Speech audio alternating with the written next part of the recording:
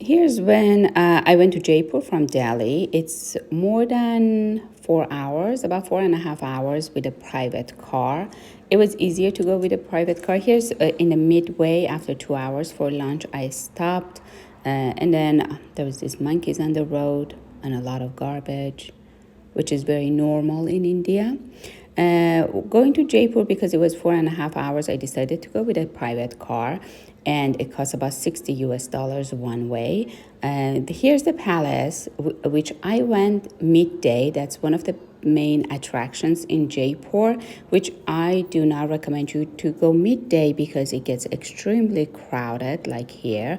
If you want to go here, the best time is go early in the morning because this palace is so picturesque and so many people come to take photos, and especially in December, which is the wedding season. So you see a lot of professional photographers who are taking photos of the couples, the pre-wedding photos, and it gets extremely crowded. So going early in the morning is the best thing.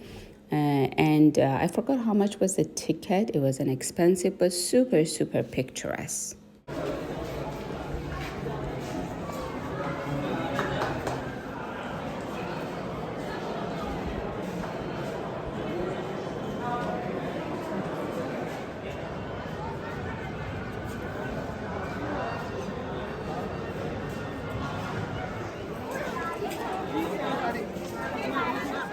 In December, the weather in Jaipur was milder than Delhi. Delhi was very cold.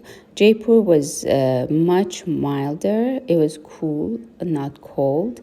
It was still chaotic and traffic and the honking, which is unavoidable. But overall, it was calmer than Delhi. So if you want to skip Delhi, spend more time in Jaipur. And it's just so much to see. 2 nights is not enough in Jaipur. So I spent 2 nights in Jaipur, or 3 full days. And then at the end of my trip, almost 3 weeks later, I came back because it wasn't enough. Two nights is not enough. You miss a lot.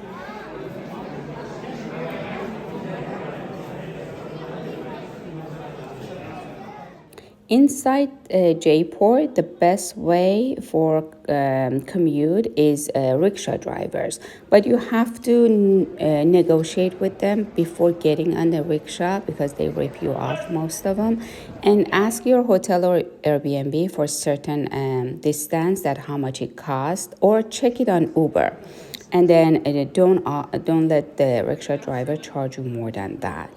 And for between Delhi to Jaipur, if you go one way on Uber, actually it was very cheap. It was about 25 US dollars, which is so inexpensive for 4.5 hour drive with a private car. But because I'm a solo traveler, I didn't feel very safe, although I always use the Uber in different countries.